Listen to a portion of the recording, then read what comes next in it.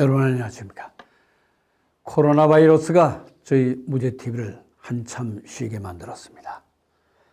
사실 이 코로나와 검찰 정말 눈만 뜨면은 우리가 접하는 사안입니다. 코로나 바이러스는 불안 그 자체인 반면에 사실 검찰 사안에는 분노가 겹쳐집니다. 검찰 수사를 둘러싼 이 문제가 연일 정쟁 소재가 됐다는 사실은 검찰의 신뢰도가 그만큼 바닥이라는 반증입니다. 참으로 민망한 현실입니다. 오늘의 검찰과 언론 똑같이 신뢰도 바닥입니다. 최근에 영국 옥스퍼드 대학 미디어 연구소의 조사 결과 한국 언론의 신뢰도 최하위란 사실이 밝혀졌습니다. 세상 변화 엄청 큽니다. 언론이나 검찰 사실 이 자유는 마음껏 누리는데 신뢰도는 바닥이니 개혁 대상이란 말이 그치질 않는 것입니다. 여기에다 대형 사건마다 이 감초 차원을 넘어서 범법의 주역으로 등장하는 변호사들 모두가 한통속이라는 추한 모습을 떠올리게 됩니다. 연일 시끄러운 옵티머스, 라임, 금융사기건들 여지없이 현직 검사와 검찰 출신 전관 및 변호사들이 등장합니다. 저희 무죄TV 지난 4월 28일자 검찰의 금융사기건 수사의 커다란 문제점 지적하고 또 피해자, 전관 유착건 등 상세하게 분석을 한 바 있습니다. 6개월이 지나서 이번에는 불똥이 정치권으로 확대가 됐어요. 만시지탄이고 또 진상이 낱낱이 드러나서 지위 고하를 막론하고 모두 엄중한 처벌받았으면 합니다. 헌데 잘 되겠습니까? 만일에 검사 그리고 전관의 변호사 사건 유착일 뭉개버린 이 비리 사실들 밝혀진다면 정말 법정에 세울 수 있게 될까요? 금융사기건 피해자들 돕는 의인 이민석 변호사 오늘 자리에 함께 했습니다. 제가 이민석 변호사를 의인이라고 했어요. 왜냐하면요. 어려운 분들 너무 많이 돕기 때문에 하는데 변호사가 3만 명 시대가 됐어요. 벌써 그랬나요? 예, 10,000명이 되는데 100년이 걸렸다 했는데 3만 명 되는 데는 불과 10년밖에 안 걸렸습니다. 굉장히 빠르네요. 제가 2003년에 변호사 기업을 했는데 그렇죠? 그때 변호사가 우리나라 전체로 5천 명이 될까 말까 했거든요. 그때 벌써 3만이면 이러다 보니까 이제 잘 먹고 잘 사는 사람이 있는가 하면 아주 어려운 변호사들도 많아졌고 또 그러다 보니까는 이 변호사들이 범법 행위에 관여되는 변호사들도 엄청 많아졌어요. 최근 들어서 이게 금융사건이나 이런 사기사건 났다면 늘 띄었다 하면 변호사 주역으로 껴요. 그러니까 이거는 뭐 보면 뭐 숫자만큼 그럼 비리 변호사도 나오죠. 이 비리 차원을 넘어서 범법의 변호사. 그 중에 또 전관하고 현직에. 대표적인 것도 금융권 많이 하지 않습니까? 그렇습니다. 예. 그 피해자들 많이 넘는데 이 최근만 해도 요즘 옵티머스 이거 나오고 또 IDS나 이런 것들에 현직에 있는 검사 또 바로 직전에 5% 이것도 대표적인 것도 많이 있지 않습니까? 그렇습니다. 예. 예, 그런데 어떤 걸 저희가 일하시면서 가장 느끼는 것 중에 대표적인 인물들이 누가 있습니까? 글쎄 뭐 그런 사람들 상당히 많았는데 주로 대규모 사기 사건 같은 경우에는 하여간 우리 피해자들한테 사기친 돈 가지고 정관을 많이 좀 선임을 하거든요. 왜냐하면 정관을 선임해야지만 어느 정도 뭐 판사한테 다가갈 수 있다 생각을 하는 것 같아요. 그 전관이라는 얘기는 현직에 있는 사람하고 같이 묶게 됐다는 얘기인데. 그렇죠. 어떤 게 있냐면 IDS 홀딩스 같은 경우에도 뭐 주로 대형 로펌의 정관 변호사를 갖다가 사용했고 또 심지어는 뭐 대법관 출신도 사용했었죠. 그때 신영철 대법관. 그리고 밸류 인베스트 코리아도 마찬가지로 대형 로펌의 전관. 근데 밸류 인베스트 코리아 같은 경우에는 뭐 전직 검찰총장 직무 대리도 있었어요. 그리고 대법원에서는 또 신영철 대법관도 정관 변호사로서 선임을 했고. 근데 그런 것들이 왜 문제가 되냐면 상식적으로 그렇죠. 이런 사기 사건에서 그 수임료라는 것은 피해자한테 사기친 돈일 수밖에 없거든요. 그렇죠. 결과적으로는 뭐예요? 이 사회악들이 이 국민들을 상대로 사기친 돈을 그런 정관 변호사한테 준다는 거예요. 그러면 어떻게 되냐면 결과적으로는 이 범인들하고 이 정관 변호사하고 또 유착이 되는 거예요. 그렇죠. 또 정관 변호사는 또 정관계 아니면 또 법적인 로비를 하는 거고. 그렇다 그러면 결과적으로는 우리나라는 법치주의가 지배하는 것이 아니라 이런 사기치는 사기꾼들이 지배하는 나라가 될 수밖에 없어요. 그러니까 정상적인 수임료 차원을 넘는 그렇죠. 범법의 하나의 주역이 돼서 같이 범법 행위를 했다는 뜻이 아닙니까? 네, 그게? 그랬어요. 이번에 옵티머스 건에도 보면은 몇백억이 지금 어딘가 행방불명이 돼서 이 부분을 검찰이 다시 조사하겠다고 나오는 거 아닙니까? 그런데 옵티머스에도 보면 전관의 행정관, 청와대 행정관 하던 부부가 그것도 변호사예요. 예. 역시. 예. 그 변호사 법을 하니까 빠져나가는 구멍들도 잘 알고 하지만은 문제는 악마의 변호라는 것도 우리 하지만은 기본적으로 이건 변호의 그런 차원이 아니고 함께 금융사기권의 주역으로 들어갔다 이게. 그 들어간 거에는 보면 현직에 있는 현직 검사들이 같이 묵겠다는 얘기인데. 예. 그렇죠. 옵티머스 같은 경우에는 지금 구속된 사람이 윤석호 변호사죠. 예. 그래서 윤석호 변호사는 옵티머스 이사였고, 그리고 또 부인이 그 작년 8월 달 정도에 청와대 민정수석의 행정관으로 들어갔거든요. 그러다가 이번에 옵티머스 사건이 터지니까 예. 그냥 뭐 은근슬쩍 관뒀어요. 그러면 청와대 행정관까지 그런 사기꾼과 연관된 사람들이 침투했고 또 그 사람이 변호사란 말이에요. 그리고 청와대 행정관한 그 부인 변호사는 나중에 알고 보니까 서울시에서도 뭐 고문 변호사를 했더라고요. 그러면 뭐 법조계는 모르겠지만 이 관계 쪽에 상당히 많은 저 인맥이 있지 않았을까 생각이 드는 거죠. 뭐 합리적인 의심할 수 있겠죠. 근데 이주영이라는 그 전직 검사, 부장검사인가요? 그렇죠. 뭐 그렇죠? 그렇죠. 맞죠. 부장하다 아마 나왔을 거예요. 예. 그럼 이 이주영 검사가 그 저기 전에 법무장관 하던 천정배 장관의 사위라고 아닌가요? 그럼 누구지 이건? 그건 다른 사람이에요, 이거는. 그건 다른 사람인가요? 그건 이거 현직 검사. 아 현직 검사. 현직 검사인데 이번에 뭐 검사들이 뭐 내부 게시판에다가 뭐 항명성 나이업인가 나왔죠. 근데 그것도 이제 정치로 몰다 보니까 그 천 장관, 전 장관의 사위라고 하지만 또 어떻게 보면은 최명렬 전 민정당 대표하던 사람, 조선일보 출신의 그분의 조카예요. 아, 그래요? 또? 그렇죠. 아, 빼기 좋네. 사돈지간이다. 근데 이게 어떻게 프레임이 어떻게 닮아서인지 천정배 장관의 사위라는 얘기는 나오고 또 여기에 조카라는 얘기는 안 나와요. 이게 아마 그것이 어떻게 보면은 프레임은 아마 정해서 한 것이 아니겠는가 하는 생각이 있는데 작년에 지금 그 대검에서 통계 나온 거 보니까 2016년도 기준이지만은 통계해 보니까 변호사가 600명 이상이 법행위에 관련돼. 맨 사기 무슨 이런.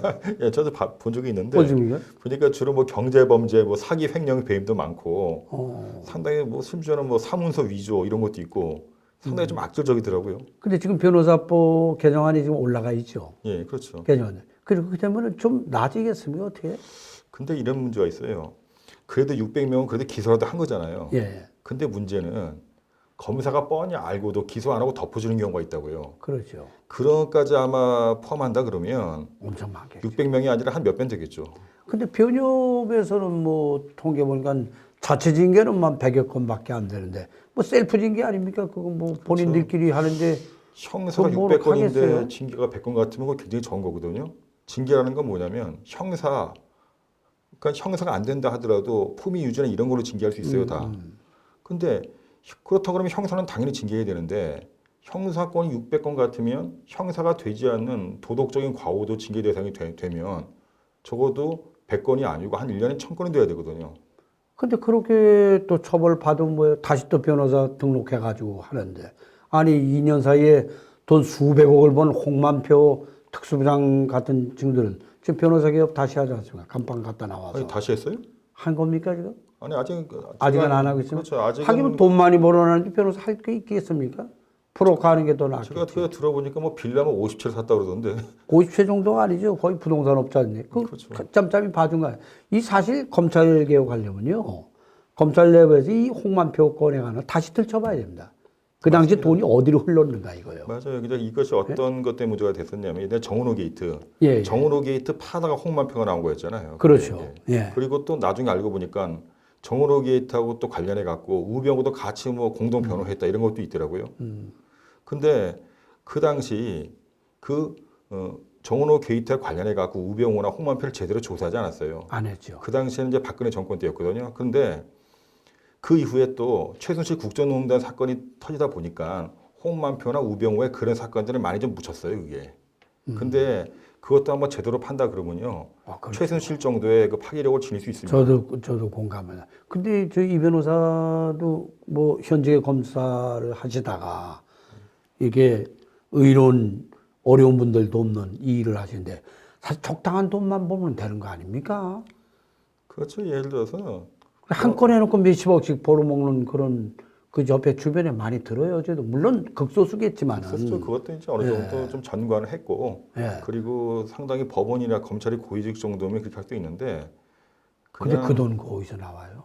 그러니까 그 돈은 이제 주로 의뢰인들이 이제 돈을 주는데 그 검은 돈 아니에요? 근데 이것을 갖다가 그러니까 공식적으로 주는 돈이 있어요. 근데 공식적으로 주는 돈을 다 받다 보면 어떤 문제가 벌어지냐면 세무서에 세무조사가 들어갈 수 있거든요. 왜냐하면 세금 때문에. 예. 그러니까 예전에는 보통 어떻게 했냐면 한 1억 수임 받으면 5천만 원은 현금, 예. 5천만 원은 통장으로 들어갔어요. 그럼 5천만 원에 대해서는 세금을 내면 되잖아요. 그 실제로 그런 일이 아주 비일비재했습니다. 물론 그거 왜 그러냐면 변호사 같은 경우에는 그 세금이 거의 50% 육박을 해요. 그러다 보니까 이제 만약에 뭐 1억을 받아도 5천만 원 남는 거거든요. 그러니까 여기서는 어떻게 하냐면 1억을 받으면 5천만 원만 신고하면 2,500만 원만 세금 내면 되잖아요. 그렇죠. 한번 물어보세요. 이 대형 사건 나고 나면은 검판사 쪽의 로펌 이런 데서 이른바 선파킹 한다는 얘기까지 들리던데. 예? 옛날엔 그런 거 많이 있었죠. 옛날만 있습니까? 요즘은 또 지능화된 거 아닙니까? 그런데 아무래도 보시면 알겠지만 대형 로펌, 김현정을 비롯한 대형 로펌에서는 예. 예를 들어서 뭐 좀 있으면 아주 법원이나 검찰의 고위 관료직이 퇴직을 한다. 예. 그럼 미리 가서 좀 어느 정도 다리를 놓죠. 그걸 한 건 봐주고 화끈하게 봐주고. 그러면서 이제 그런 사람들이 거의 고문이나 이런 꼴을 온다 그러면 아무래도 상당히 좀 그 뭐랄까 법원이나 검찰의 압박은 되거든요. 예를 들어서 우리가 민사나 형사를 할 때 물론 그런 분들은 직접 법정에 나가고 그러지 않아요. 근데 의견서 쓸 때 전직 대법관 누구, 전직 검찰총장 누구 이런 식으로 이제 그 의견서 쓸 수 있거든요. 그러면 상당히 압박은 되긴 돼요, 그게.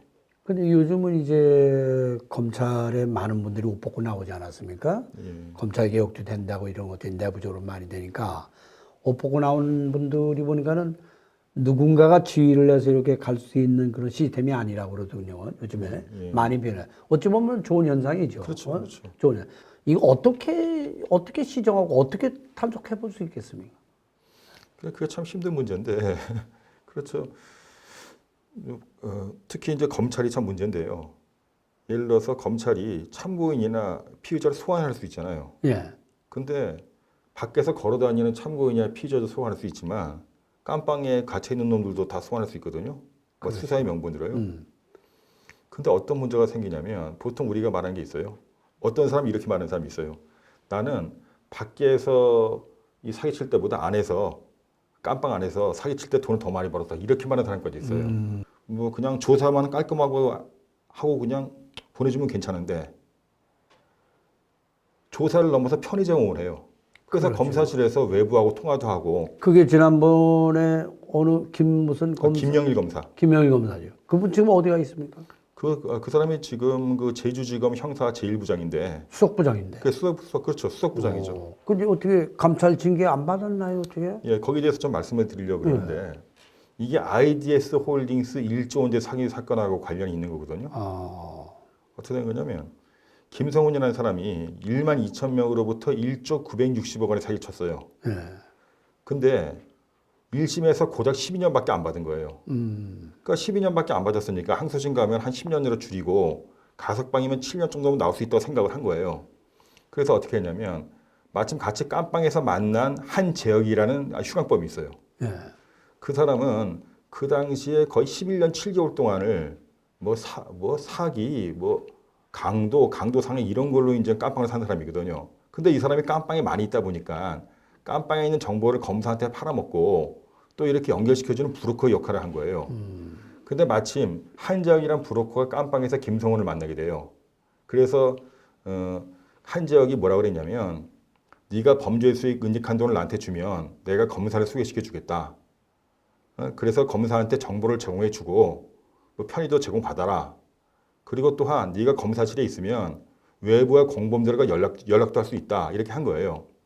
그래서 어떻게 했냐면 김성훈이라는 사람이 자기가 정관계 뇌물을 줬다는 걸 갖다가 김영일 검사한테 가서 얘기를 한 거예요. 그럼 김영일 검사 입장에서는 아주 그냥 뭐 완전 땡 잡은 거죠. 한건 있으니까. 그렇죠. 예. 김성훈이가 검사실에서 외부에 있는 공범한테 200억 원의 돈을 갖다가 한지혁이라는 놈한테 보내라. 이런 식으로 작당 모의를 한 거예요. 근데 여기서 또 중요한 게 있습니다. 그렇다 그러면 적어도 그렇게 허술하게 관리해서 2차 범죄가 일어났으면 그때 검사실로 불러온 김영일 검사는 징계를 먹어야 될 거 아니에요. 그렇죠. 근데 지금까지 김영일 검사는 징계를 먹긴커녕 오히려 승승장구하고 대검에서 무슨 뭐 분석관으로 있다가 영전이죠. 그러다가 올해 9월 달에 제주지검 형사 1부장으로 그건 일종의 좌천된 거죠. 그 앞으로 감찰 한번 요청을 한번 하시죠. 감찰 요청을 했죠. 하십니까? 그 작년부터 했어요. 향후 그 처리 결과를 한번 눈여겨 저희가 볼 필요가 있겠네요, 이게. 예. 근데 이게 사실 이 언론이 이런 부분들을 집중적으로 좀 쓰면 좋은데 사실 우리 언론 지형을 거의 독점하고 있는 조중동 이게 사실 그 윤석열의 동지들이 많습니다. 왜냐?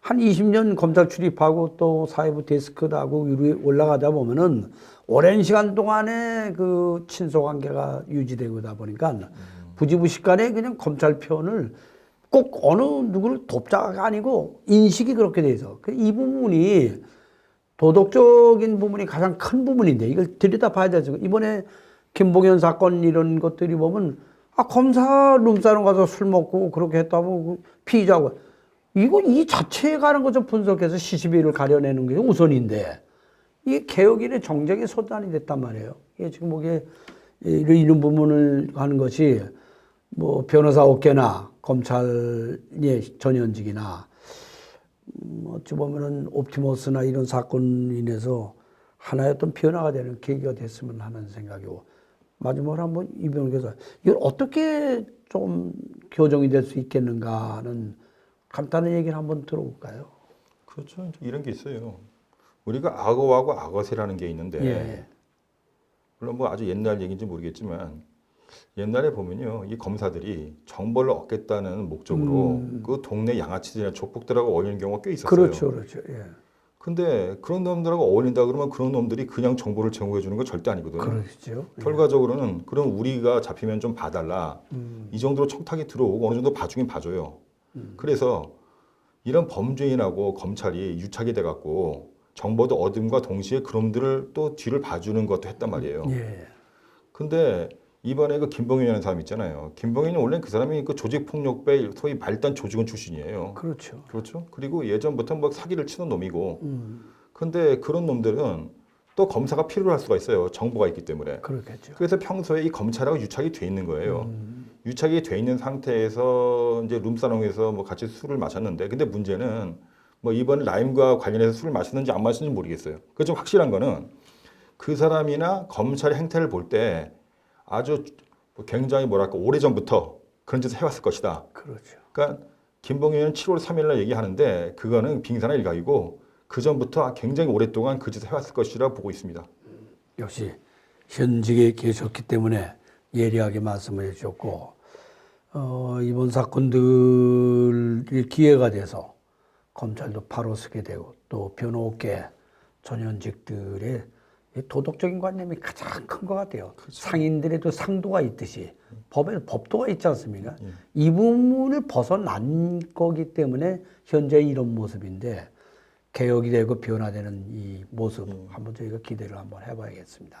오늘 하여튼 말씀 조마간산이지만은 변호업계의 이런 얘기들을 한번 오랜만에 한번 저희가 들춰봤습니다. 여러 가지 아주 고맙습니다. 고맙습니다. 여러분 어떻게 들으셨습니까? 이 규칙지상주의자라는 말이 있습니다.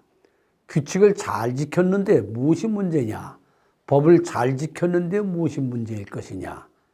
근데 세상이 많이 변했습니다. 함께 살아가는 공감 능력이 수반돼야만이 성공할 수 있는 사회가 됐습니다. 공감 능력을 상실한 법조인, 이거 퇴출 대상입니다. 자정 기능이 없는 검사들, 사표받으라는 시민의 함성이 드높을 정도로 엄청나게 세상이 변했습니다. 법대로 했는데 뭐가 문제냐? 그렇지 않습니다. 함께 살아야 됩니다. 이게. 검찰을 흔히 수평대라고 합니다. 국가 사회를 유지하는 이 수평대가 삐뚤어져 있으면 나라 사회가 혼란해집니다. 검찰 그리고 법조인 이 모두가 서로 기대는 사이, 지들끼리만 기대는 사이, 이거는 이 사회가 무너집니다. 비리법조인들 퇴출돼야 됩니다. 샤크로이어, 미국의 샤크, SHARK, 상어입니다, 상어. 비리법조인들의 문제만 지적을 해서 함께 또 살아가는 그런 감시의 눈을 뜨는 법조인, 비리 변호사들을 얘기합니다. 우리나라에도 변호사 3만 명 시대에 아마도 이 샤크로이어 변호사가 변호사를 잡는 이런 시대가 곧 도래할 것으로 보입니다. 또 그런 변호사들, 의로운 변호사들도 필요합니다. 오늘 저희가 함께한 바로 이민석 변호사, 의로운 변호사입니다. 그런 손가락 밟고 밖에서 튀는 변호사라고 합니다만은 우리 사회 어려운 사람들과 함께하는 이런 변호사들이 자리를 잡을 때 법조 사회, 수평관계를 유지할 수 있는 좋은 사회가 되리라고 믿습니다. 감사합니다.